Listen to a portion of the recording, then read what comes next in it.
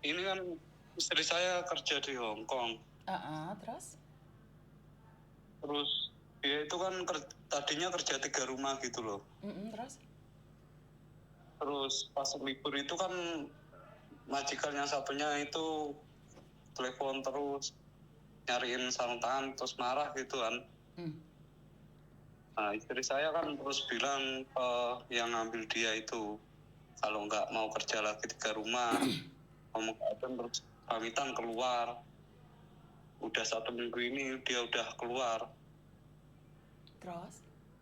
Terus sama agent dicarikan majikan, udah dapat majikan juga istri saya. Terus udah dipesankan tiket sama agent juga. Terus tiba-tiba kemarin ditelepon sama majikannya yang lama. Katanya ada barangnya yang ketinggalan. Nah, terus istri saya suruh ngambil. Istri saya ngambil ke sana. Kok tahu-tahu di dalamnya itu ada perhiasannya si majikan itu. Terus? Nah, terus kemarin kan udah dibawa ke kantor polisi. Terus? Nah, yang saya mau tanyakan itu kalau misalkan istri saya tetap pulang itu masih bisa nggak atau gimana? Satu hal, inilah yang Miss Yuni khawatirkan. Jika kalian keluar dari rumah majikan tidak dengan cara baik-baik. Karena bisa saja terjadi di saat kalian keluar, koper kalian, baju kalian ditaruhin sesuatu. Dan ini terjadi bener kan sama istrimu?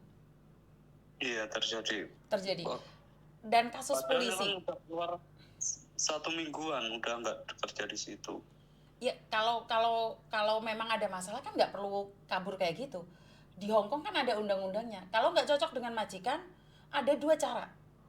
Ngasih notis berarti bulan depan baru pergi, atau ngasih notis dengan cara bayar majikan hari itu juga pergi. Istrimu di Hong Kong berapa lama kalau boleh tahu? Udah 6 tahun ikut majikan yang ini. Oke, udah 6 tahun, harusnya kan pengalaman. Kalau kayak Itu gini, yang nyuruh pergi majikannya, Miss. Dia kan lapor ke agent. ngerti? Nyuruh pergi majikannya, tapi kita nggak boleh kalau tidak terbukti. Ini kan permainan majikan juga, bisa jadi kan? Agar dia tidak bisa cari majikan lagi di Hong Kong, bahkan kalau bisa dia dipenjara. Ini terjadi pada anak buah saya yang namanya Mbak Lastri dulu. Jadi dia dituduh nyuri kalung. Akhirnya dia kasus sampai 1,5 tahun. Dia sempat dipenjara juga. Nah, istrimu sempat dipenjara nggak? Enggak sempat. Nggak sempat Cuma dipenjara. itu kan posisi kalungnya enggak dibawa istri saya, belum sempat ke bawah. Ngerti, tapi kan saat kembali ke rumah majikan, posisi kalungnya kan ada di tasnya dia. Iya, itu tas itu kan tadinya di adiknya majikan yang satunya yang kan kerja 3 rumah, yang rumah ketiga itu. Tapi Terus intinya sama kan yang rumah ketiga itu dibalikin ke bos yang ngambil istri saya itu, yang kontrak istri saya itu. intinya adalah kita nggak tahu nih dia itu, kasarannya orang ngomong, nggak tahu nyuri di rumah pertama, kedua, ketiga. Makanya selagi dicurigai, dengan cara dia harus ngomong kalau dia itu kerja 3 rumah. Iya, dia sudah ngomong kerja 3 rumah gitu. Inilah yang terjadi adalah fitnah dari majikan. Saya bisa bilang ini adalah fitnah dari majikan, iya kan? Iya, memang fitnah. Terus gimana ini solusinya? Solusinya ya nunggu fitnah itu berlalu. Jadi Soalnya harus kan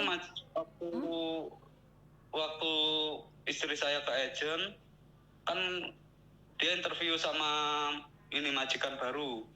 Kan udah dapat majikan lah. Ketemu sama yang lama, yang majikan lama itu kan ke agent juga, tapi dia kan posisi nyari pembantu. Nah sama agentnya yang majikan lama itu dibilangin kalau suruh kerja rumah nggak ada yang mau gitu. Terus sampai sekarang kan dia belum dapat ini pembantu ini, belum dapat penggantinya istri saya. Terus dia katanya laporan ke polisi kemarin bilangnya istri saya itu nggak boleh kerja lagi di Hong Kong gitu. Iya, di backlist berarti. Bukan di backlist karena ada kasus itu. Karena majikan nggak bisa Iya. backlist, yang bisa backlist hanya imigrasi. Tetapi dengan rekomendasi majikan yang tidak baik, maka istrimu nggak ada peluang lagi kerja di Hong Kong. Karena istrimu pergi tanpa notis, walaupun diusir majikan, kalau nggak ada buktinya, kita yang salah. Itulah menangnya majikan. Kita selalu kalah. Intinya adalah jangan sampai ada sidik jari di liontin tersebut. Kalau ada sidik jarinya, kelar wes, bojomu. Terus itu misalkan tetap pulang masih bisa nggak? Nggak bisa. Kalau sudah dipegang polisi nggak bisa. Dia lari kemana? Kemarin mbaknya aja yang DPO aja bisa dipegang di imigrasi. Langsung dikecek. Kalau polisinya kemarin nyaranin suruh ke imigrasi dulu. Iya, extend visa. Jadi kalau udah kasus fitnah kayak gini, belum tentu 1 bulan 2 bulan, itu bisa 1 tahun 2 tahun itu. Bahkan 3-4 tahun nganggur. Tapi harus nunggu di situ. Iya, nggak boleh keluar dari sini.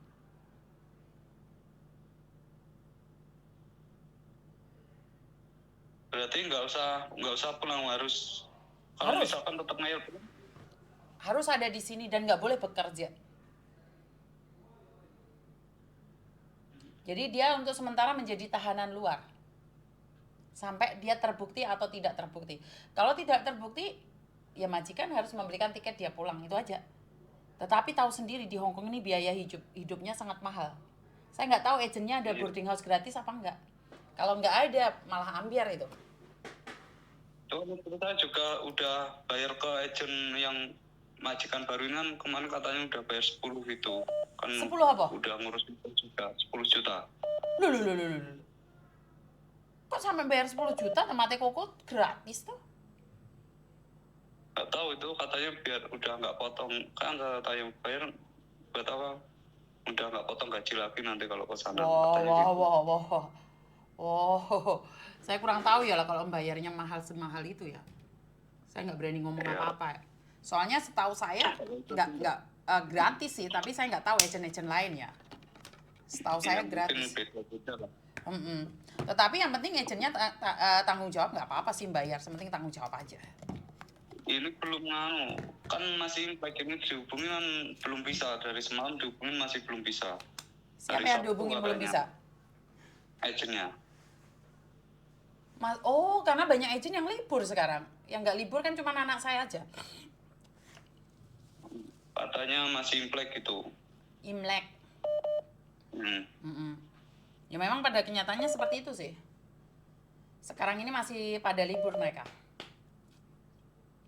Ya tunggu aja. Berarti ini solusinya tunggu ini kan tanggal 6 besok suruh ke kantor polisi lagi. Iya, laporan. Laporan, selalu harus laporan. Wajib laporan. Itu sampai nggak bisa nentuin ya? Nggak bisa. Kalau kasusnya 1 bulan selesai, ya selesai. Kalau kasusnya 6 bulan, ya 6 bulan. Ada yang setahun, ada 1 tahun setengah. Jadi terus misalkan sampai lama itu yang nggak ada yang bertanggung jawab dong? Mau dipertanggungjawabkan apanya? Mau tanggung jawab apa? Misalkan terbukti nggak bersalah, terus kan itu lama, berarti gimana itu untuk biaya hidup, untuk apa-apa itu? Itulah konsekuensinya. Majikan juga lepas tangan yang betul buat tuh tadi. Iya. Nggak ada tanggung jawabnya berarti. Majikan tidak bertanggung jawab jika cecenya melakukan kesalahan. Kesalah atau tidak nanti ditentukan oleh Mahkamah Agung. Iya. Kan ada tuh sampai melebu TV Hong Kong itu, ada salah satu mbaknya yang namanya Ning Nong dituduh mencuri baju majikan, sidang sampai 1 tahun lebih, ternyata dia nggak bersalah, ya udah pulang dengan tangan kosong. Bahkan dia biaya hidup di sini tuh hasil dari pemberian teman-temannya. Saya cuma percaya dengan doa aja bisa merubah segalanya. Iya. Jadi nggak bisa berbuat apa-apa, karena itu konten saya itu selalu saya katakan, jangan mau keluar dari rumah majikan, biar tidak dituduh macam-macam. Jika kamu langsung keluar dari rumah majikan, dia akan bisa membuat 1000 alasan untuk memfitnah kita. Sementara harus ingat, ini Hong Kong bukan tempat kita. Nggak bisa kita mentang-mentang kita benar. Makanya saya paling takutkan adalah fitnah itu. Iya memang itu lah. Itu yang paling berat sekali. Yang paling berat adalah fitnah. Karena pada kenyataan kita nggak bisa berbuat apa-apa. Saat kita difitnah kita nggak bisa melakukan apapun. Benar nggak sih? Iya benar, kemarin cuma istri saya bilang juga usah takut, kalau memang nggak salah, apa yang takut, ngomong aja apa adanya. Ini nggak perlu takut, cuman kan kita waktunya sia-sia gitu loh. Iya waktunya memang terbuang kan. Waktunya akan terbuang sia-sia. Bukan masalah takut enggaknya, yang pastinya kalau nggak mencuri, nggak ada sidik jari, aman. Kalau ada sidik jari itu yang paling bahaya. Soalnya kan kemarin waktu ngambil tas itu dia masih disuruh kasih makan, kan punya peliharaan kucing itu. Suruh kasih makan kucing sama nggak tahu suruh apa lagi. Kenapa dia kesana nggak didampingin sama agentnya? Dia teleponnya udah sore, si majikan itu. Ya intinya di situ terbukti ada leontin apa enggak sih kalau menurut pendapat saya. Katanya di dalam tas itu tahu-tahu ada perhiasan. Ngerti, ada perhiasan, yang penting tidak ada bukti megang barang tersebut. Tanyakan sama istrimu apakah pernah megang barang tersebut, itu pertanyaannya. Kalau nggak pernah megang, aman. Itu ya. Iya. Coba nanti saya telepon lagi. Pastikan apakah waktu bersih-bersih pernah nggak megang barang tersebut. Kalau nggak pernah megang, aman itu dah. Apapun yang terjadi aman. Tetapi kalau sampai ada sidik jarinya, udah, ampun dah. Iya, Miss. Terima kasih, Miss ya. Ya, siap. Terima kasih, sama-sama. Maaf, nggak apa-apa, terima kasih. Inilah teman-teman, saya selalu katakan ini yang saya takutkan.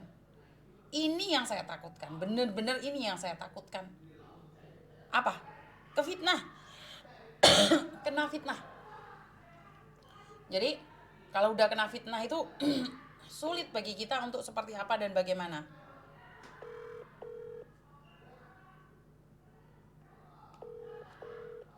Ya buat teman-teman ya, saya nggak tahu harus seperti apa dan bagaimana untuk membela kalian saat terfitnah.